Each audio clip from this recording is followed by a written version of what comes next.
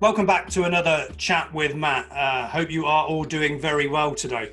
Wanted to take this opportunity for us to just take a step back for a second. Pause.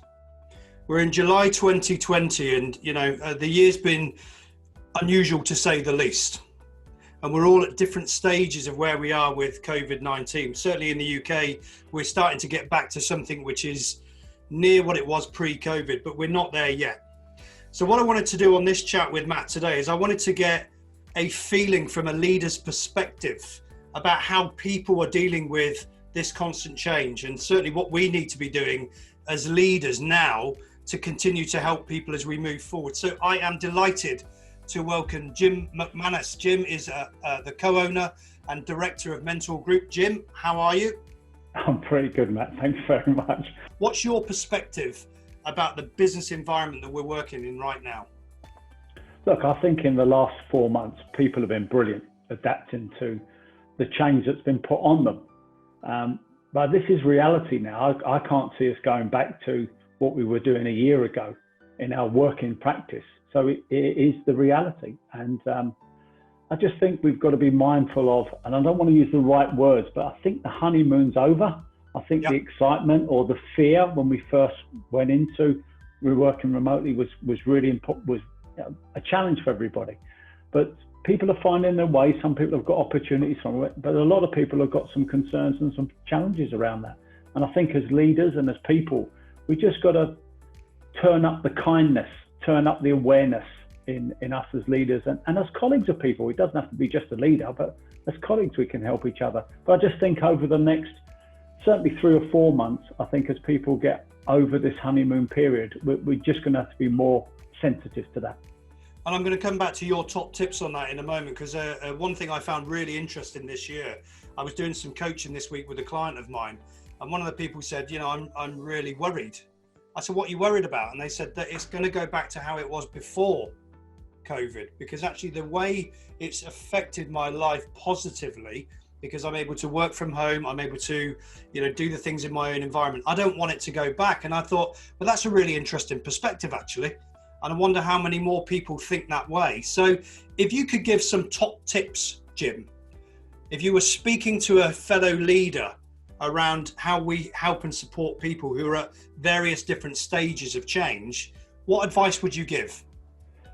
Well, firstly, I wouldn't put everybody in the same bracket, to be honest. I think some of us have a luxury that we're set up for home, and we have a converted shed at home or an office space, which is really good. But there are people that are living in apartment blocks that have got 3 kids and only 2 bedrooms, and that's more difficult to work at home. And I think we've got to be quite sensitive to that and the challenges that brings, for sure. So I think the biggest tip is for people is to give themselves room to switch off. Don't be on all the time. We've heard about this Zoom fatigue, but there's a lot of pressure and anxiety on people to keep performing. Well, as we know, Matt, is that the more you effort and energy put in, your performance will start to fall off because you're just going to get tired. So let's help people recharge a little bit. Let's give them time. So as a leader, let's make sure that we're turning up our emotional intelligence and our agility as leaders to really be more kind. I'm not saying drop the standards, but be more kind in how we interact with people, a bit more understanding in how we act with people. So that's what I would say. Yeah, that's really good. And the one thing I've heard you talk about in the past is AQ, so agility quotient. Give me a bit more on that, if you will. Well, I think, when we were all working in an office, how we interacted with people, okay, we flexed our styles a little bit in different people that we managed. But now we're dealing with a whole new ball game with a whole different circumstances that people are living and working in. And I think as leaders, we've just got to, sometimes as a leader, when we say, oh, the right thing to do was A, B, and C. Well, actually now the right thing to do might be X, Y, and Z. So just change your approach. You'll get the best, just do the outcome, but just be a bit more adaptable, be a bit more patient sometimes, and you'll still get the result. Because we want people to be in a good place in their work environment.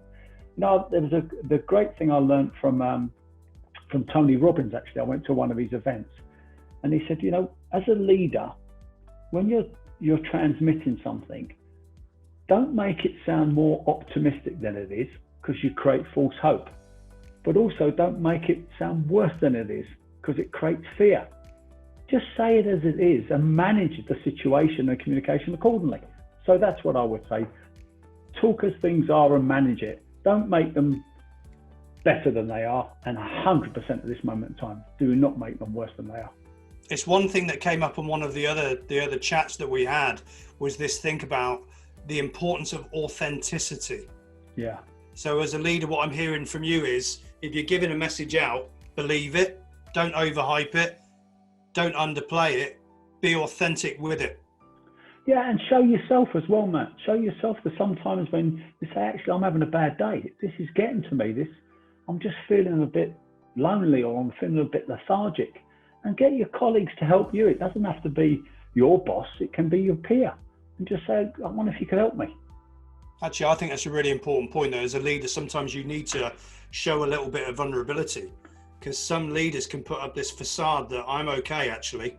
I'm almost bulletproof, if you pardon the expression. But you're not, you're human. So if you show that vulnerability, you show that authenticity, particularly through your communication, I think that can be really well received. I think so, Matt. And sometimes with people, when you ask them, well, how you doing? Because that's what a lot of people do. And they go, oh, I'm okay. Sometimes as leaders, we don't go, that didn't sound like good. That sounded like I'm okay. Is okay good, or is okay not good? And sometimes people will put something out there to see how you react first, because that's not the real response that they want to give you. So allow time for that second response to come in, where the truth is maybe, or the third response. And so just be a bit patient in how you respond with people. If they say, oh, I'm okay, just say, well, just okay, and see what happens next. Or say, do you know, I actually said that to one of my friends the other day, I was okay. And they go, well, you don't look okay. Could you tell your face, please? Yeah, but your friends can talk to you directly like that. And I just think we need to I'm definitely not saying lower the standards, and we've all got to drive, as best we can in our business to improve productivity and achieve sales revenues or targets or KPIs. Absolutely. But let's help people feel in a much better place to achieve that. We have a value, if you will, of family first. Value might be the wrong word, but we have a thinking, a way of a philosophy of family first. Just give me 10 seconds on that. Look, absolutely, Matt. As you know, when we've worked together for a while, if there's any family issues that anybody's got, I hope our customers don't mind this, but it's the second priority is our customer. Look after your people, make sure that them and their family are okay, and then you can go on to address the other areas. There is nothing that you can't deal with a customer, but you can't help someone with their family if you don't give them time. It's certainly worked in the business for many years. So Jim, just as we come to the end of our time together, tell me what you do when you're not mentoring in Mentor. I live. What do you do to live though? Tell me about that. I enjoy living, Matt. I'm one of these people that I love work. I absolutely love it, but I don't work to live. I live to work. So I have a good social friends. I'm massive on my family. I like doing lots of things. I like surrounding myself, and all of my friends and family I don't like surrounding myself with negative people. We can all be negative, but that's not for me. So I like to live life. And I think that's a pretty good way, isn't it, to finish this chat. These chats, as I say every time, are all about marginal gains. If you can take one thing away from these chats that we have that resonate with you, maybe you need to ask that second question when someone says, yeah, I'm okay. And you say, are you really okay? Maybe it's that you need to show a little bit more attention to a friend or family member. Whatever it may be to you is great. If you take that away, then the time that we spend on these calls are worthwhile. So Jim, thank you. Appreciate your time. No, most welcome, Matt. And if anybody picks up any small little tip, then I'm really happy. Yeah, good news. Thank you for watching. Thank you for listening. See you again very, very soon on another chat with Matt. Take care. Look after yourself.